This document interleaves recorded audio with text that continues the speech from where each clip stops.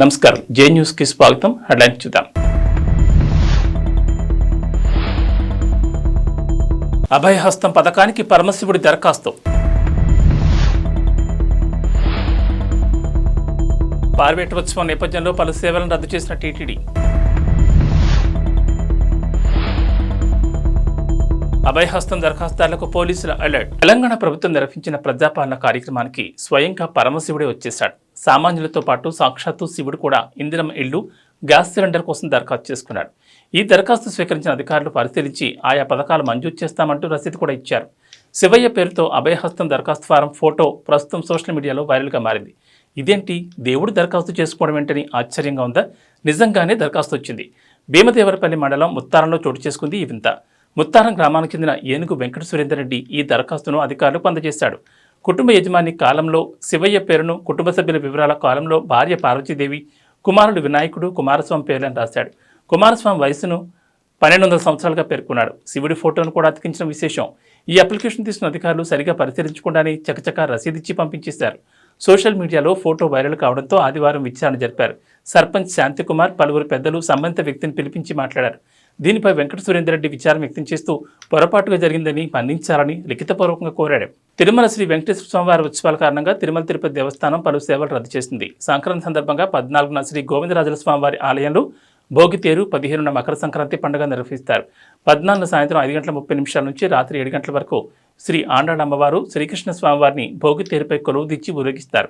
16న పార్వేటోత్సవం నిర్వహిస్తారు. అదే రోజు గోదా పరిణయోత్సవం కూడా ఉంటుంది. ఉదయం 9 గంటలకు ఆండాళ్ అమ్మవారి మాలలను శ్రీ శ్రీ శ్రీ పెద్దజీఆర్ మఠం నుంచి ఆలయ 4 మాడవీధుల్లో ఊరేగింపుగా తీసుకెళ్లి స్వామివారికి సమర్పిస్తారు. అదే రోజు మధ్యాహ్నం 1 గంటకు శ్రీ మలయప్ప స్వామివారు, శ్రీకృష్ణ స్వామివారు పార్వేట మండపానికి వేంచేస్తారు. ఆస్థానం, పార్వేట కార్యక్రమాల అనంతరం స్వామివారు ఆలయానికి చేరుకుంటారు.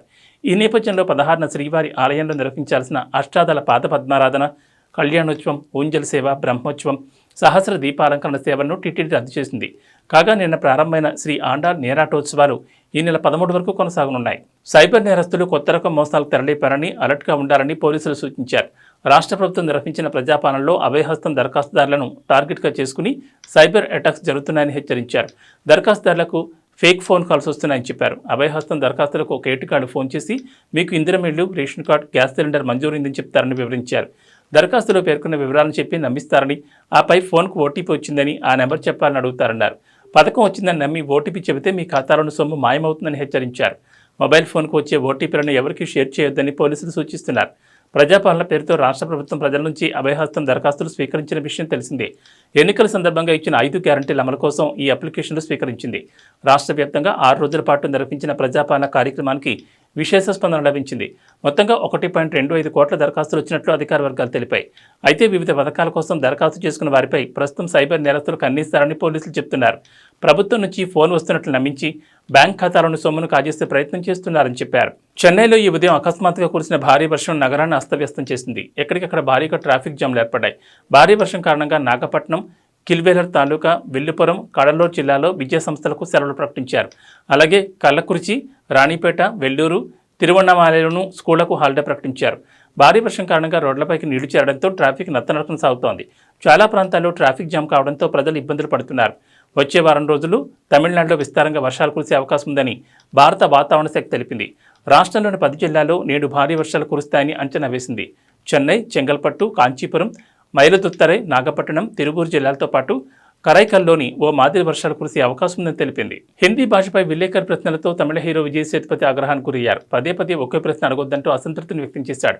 విజయ్ సేతుపతి, కత్రినా కైఫ్ హీరో హీరోయిన్లుగా రూపొందిన మెర్రీ క్రిస్మస్ జనవరి 12న దేశవ్యాప్తంగా విడుదల కానున్న విషయం తెలిసిందే. ఈ మూవీకి శ్రీరామ్ రాఘవన్ దర్శకత్వం వహించారు. కాగా జనవరి 7న చెన్నైలో చిత్ర ప్రచార కార్యక్రమంలో విజయ్ సేతుపతి, కత్రినా కైఫ్, శ్రీరామ్ పాల్గొన్నారు. ఈ సందర్భంగా ఓ విలేకరి దక్షిణాదిలో హిందీ భాషపై పలు ప్రశ్నలు సంధించారు. గత 75 ఏళ్లుగా తమిళ రాజకీయాలు హిందీ భాష వ్యతిరేకత చుట్టూ అల్లుకున్న విషయాన్ని ప్రస్తావించారు. కొందరు ఇప్పటికీ నాకు హిందీ రాదు అని రాస్తున్న టీషర్ట్లు ధరించాలని పేర్కొన్నారు. దీనిపై విజయ్ సేతుపతి ఘాటుగా స్పందించారు. ఓ భాషగా హిందీని ఎవరూ వ్యతిరేకించలేదని తెలిపారు. ఈ క్రమంలో మళ్లీ అడ్డుపడ్డ రిపోర్టర్ హిందీ భాష నేర్చుకోవడం తప్పనిసరా అని ప్రశ్నించారు. దీంతో విజయ్ ఒక్కసారిగా ఫైర్ అయిపోయారు. మీరు ఇదే ప్రశ్న అమీర్ ఖాన్ అడిగినట్లు నాకు గుర్తు. అదే ప్రశ్నను మీరు మళ్లీ ఎందుకు అడుగుతున్నారు? హిందీ భాషకు మేము వ్యతిరేకం కాదు. ఆ భాషను తప్పనిసరి చేయడంపైనే మా వ్యతిరేకత. ఈ రెండింటి మధ్య తేడా ఉంది. అనేక మంది ఇప్పటికే హిందీ నేర్చుకుంటున్నారు. ఎవరూ ఈ భాషను వ్యతిరేకించడం లేదు. మీది అనవసరమైన ప్రశ్న. హిందీ నేర్చుకోవద్దని ఎవ్వరూ అనట్లేదు. ఈ విషయమే మంత్రి త్యాగరాజన్ కూడా వివరణ ఇచ్చారు. ఓసారి అది చూడండి అని విజయ్ ఫైర్ అయిపోయారు. ధరాబాద్ ప్రజాభవన్ వద్ద ఇటీవల ఓ కారు బీభత్సం సృష్టించిన సంగతి తెలిసిందే. అయితే ఆ కారులో ఉన్నది బోధన్ మాజీ ఎమ్మెల్యే షకీల్ కుమారుడుగా పోలీసులు గుర్తించారు. ఆ తర్వాత అతను దుబాయ్ పారిపోయాడు. ఆ ఘటన మరొకముందే హైదరాబాద్లోని కేబీహెచ్బీ కాలనీ ఫోరం మాల్ సర్కిల్లో ఆదివారం అర్ధరాత్రి మరో కారు బీభత్సం సృష్టించింది. గ్రజిరెడ్డి అనే యువకుడు రాంగ్ రూట్లో అతివేగంగా కారు నడుపుతూ ద్విచక్ర వాహనంపై వెళుతున్న వారిని ఢీకొట్టాడు. ఈ ఘటనలో బైక్పై ప్రయాణిస్తున్న ఇద్దరికి తీవ్ర గాయాలయ్యాయి.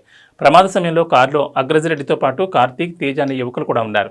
వీరు గచ్చిబౌలిలోని ఓ పబ్లో పార్టీ చేసుకుని ఇంటికి వెళ్తుండగా ఈ ప్రమాదం జరిగింది.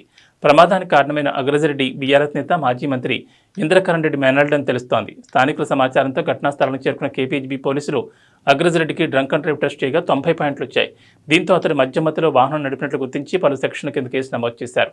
ప్రజాప్రతినిధుల వారసులు ఇలా మితిమీరిన వేగంతో ఇష్టారీతిగా వాహనాలు నడుపుతుంటే రోడ్లపై తిరగాలంటేనే భయమేస్తోందని ప్రజలు ఆగ్రహం వ్యక్తం చేస్తున్నారు.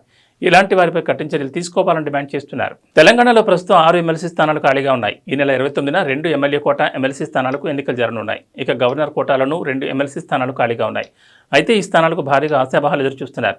గవర్నర్ కోట ఎమ్మెల్సీ స్థానాలకు సంబంధించి సీఎం రేవంత్ రెడ్డి కీలక ప్రకటన చేశారు. తెలంగాణ జనసమితి అధినేత ప్రొఫెసర్ కోదండరాంను గవర్నర్ కోటాలో చట్టసభకు పంపుతామని చెప్పారు. తక్షణమే ఆయన్ను ఎమ్మెల్సీ చేయాల్సిన బాధ్యత తమపై ఉందని, ఆయన లాంటి వారు సభలో ఉండాలని సీఎం అన్నారు.